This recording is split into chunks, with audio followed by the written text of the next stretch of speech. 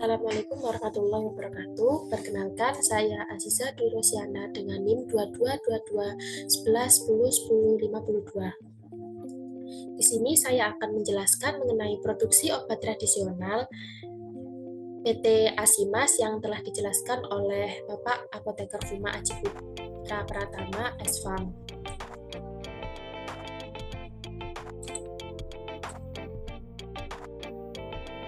Mengenai profil PT Asimas ini bergerak di bidang makanan, obat tradisional, dan kosmetika. Tentunya PT Asimas ini sudah memenuhi standar JPOTB dan HACCP, serta fasilitas sarana dan prasarana sudah memenuhi standar tersebut. Standarisasi dan produk PT Asimas ini distandarisasi oleh JPOTB, ISO dan HACCP, izin IOT dan IQOS. Produk yang bisa dikembangkan di PT Asimas adalah bentuk sediaan seperti suplemen, pangan fungsional, kosmetika. Ada juga PT Asimas ini memproduksi jamur dewa, bibit dari Brasil yang memiliki efek farmakologis, anti kanker, anti hipertensi, dan anti diabetik. Pendahuluan dan latar belakang, tantangannya yaitu banyaknya produk ilegal yang dipasarkan, tahap panjang dalam scale up produk dan perizinan, edukasi yang kurang ilmiah, dan banyak sekali penelitian di kampus yang belum dikembangkan menjadi produk. Masih perlukah mengembangkan produk bahan alam? Jawabannya itu sangat masih diperlukan karena di Indonesia sendiri ini memiliki ragam hayati yang sangat banyak sekali yang dapat dikembangkan menjadi produk-produk tradisional yang memiliki efek farmakologis tidak kalah pentingnya di produk konvensional.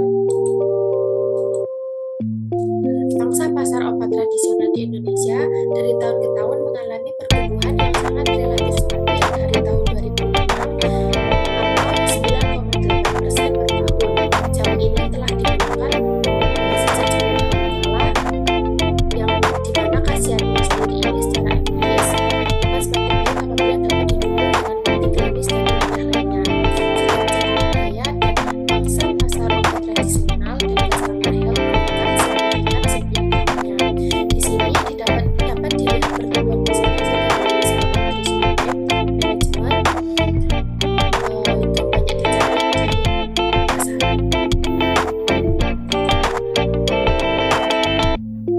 Pangsa pasar obat tradisional di Indonesia ini meningkat dari mulai tahun 2020 diproduksi 2020 diperkirakan 2028 meningkat 18,5%. Kalau omset ini dilihat pertumbuhannya 6,7% per tahun. Pengaruh digital ini sudah menunjukkan dashboard penelitian dan eksperimen antar masyarakat 53% basis informasi global dari internet tersebut. Itu sangat berpengaruh. Obat tradisional atau bahan pangan diedarkan di wilayah Indonesia wajib memiliki izin edar. Investasi dan pembangunan IOT atau industri farmasi membutuhkan investasi yang tidak sedikit. Oleh karena itu, cara tercepat untuk memiliki produk dengan formulasi sendiri ini adalah dengan kerjasama kontrak produksi atau maklok. Mitra nanti akan mendiskusikan konsep sediaannya dengan industri obat. Sebagai apoteker yang lebih unggul dalam menilai atau melakukan riset pasar untuk memilih suatu produk yang unik, guna, dan tepat sasaran. Kita lihat nanti produk yang diinginkan di pasaran itu seperti apa. Klasifikasi produk di Indonesia ada makanan minuman, obat tradisional, kosmetika, suplemen, makanan atau vitamin. Nah, dari tahun 2016 sampai 2021 ini dapat dilihat yang berkembang dari tahun ke tahunnya. Definisi jamu dan tingkatannya. Jamu ini merupakan bahan-bahan yang berupa bahan tumbuhan, bahan obat, dan bahan mineral.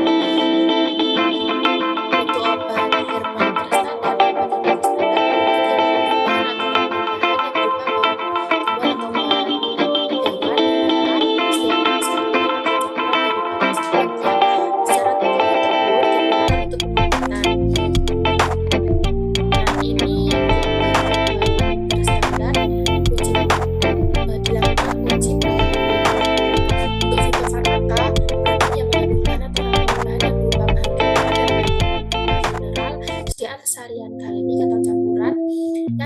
membuktikan keamanan dan khasiatnya, dilakukan uji praklinik dan uji klinik.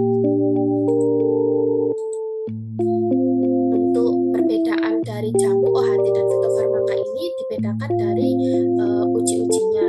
Untuk uji OHT sendiri dilakukan uji di hewan coba praklinis, untuk fitofarmaka dilakukan uji klinis. Untuk jamu hanya sebatas klinik saja. Mengenal nomor izin edar, ada nomor izin edar yang terdapat pada slide. Lihat bahwa nomor izinnya setiap produk regulasi produk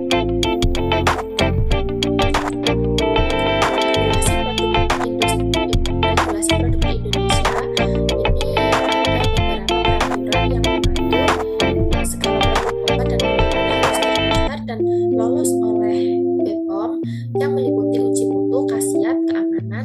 Setelah diuji dan dievaluasi, nanti baru mendapatkan produk dengan NIB. Regulasi produk di Indonesia ada 3 tahapan. Yang pertama registrasi awal, kemudian registrasi, dan yang terakhir melakukan evaluasi, baru nanti diterima, ditolak, atau ditambahkan data lain. Tahapan kunci dalam hilirisasi produk herbal, yang pertama reformulasi, menentukan dosis penggunaannya efektif sesuai dengan prinsipnya. Kemudian reformulasi, setelah ketentuan dosis yang direformulasi bagus, maka ditetapkan formulasinya. Yang ketiga ada desain dan uji stabilitas. Kemudian yang keempat ada validasi proses, yaitu membuat plan skala kecil hingga menentukan proses yang valid. Yang kelima tentunya registrasi. Persyaratan yang dilakukan ada praregistrasi, yaitu formula, surat perizinan kerja kontrak, distribusi, pemasaran. Yang ketiga surat rujukan. Kemudian ada registrasi, yaitu ada sertifikat akuisisi bahan baku dan kemasan, sertifikat analisa protokol, cara menggunakan protokol dan sistem uji stabilitas, rancangan mutu kemasan, dan terakhir ada hasil praregistrasi. Untuk persyaratan mutu produk jadi ada beberapa parameter dan bentuk sediaannya yang sudah dijelaskan oleh Permen POM Nomor 22 Produk obat tradisional low risk menurut BPOM komposisinya sederhana sehingga resikonya rendah.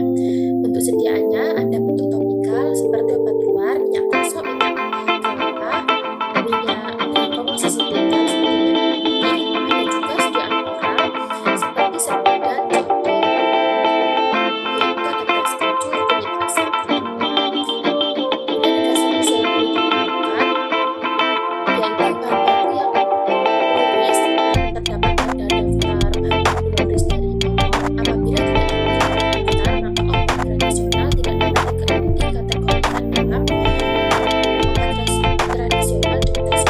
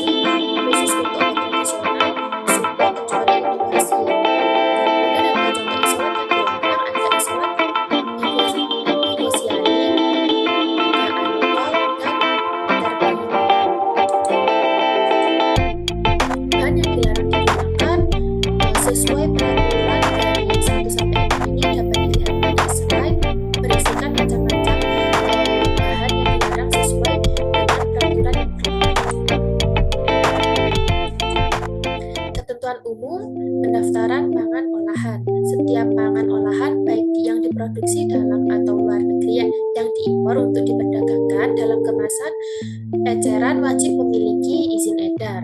Izin edar ini diterbitkan oleh BPOM, kecuali pangan olahan yang diproduksi oleh industri rumah tangga mempunyai masa simpan kurang dari 7 hari, diimpor dalam jumlah kecil untuk keperluan sampel dan pendaftaran produk penelitian atau produksi sampling, digunakan untuk bahan baku dan tidak dijual secara langsung pada konsumen akhir. Contoh pengembangan produk hasil riset dari PT Asimas ini ada Medipea. Medipea ini produk riset dari Profesor Joko Agus, merupakan penelitian selama puluhan tahun pada satu tanaman yaitu teh hijau. Kemudian ada Diamond, merupakan penelitian dari Profesor Sutardiman, yaitu diformulasikan dari tanaman herbal pilihan yang aman dan berkhasiat dari ekstrak manggis, ekstrak daun kumis kucing. Strategi pemasaran. Untuk strategi pemasaran, prinsip apabila produk ini menjual di pasar, maka dibutuhkan budget promosi yang besar. Kemudian dengan media digital yang sekarang ini dapat merubah budget tersebut menjadi lebih mudah dan lebih luas. Untuk produk unggul yang memiliki value dan daya saing berbeda dan luas market, yaitu penting adanya inovasi teknologi dan manajemen. Kemudian ada juga Red Ocean Market, yaitu media digital dan platform penjualan online adalah media yang penuh akan persaingan produk, itu termasuk dalam Red Ocean Market. Jenis-jenis produk bahan alam yang prospek yaitu tentunya unik, bentuk sediaannya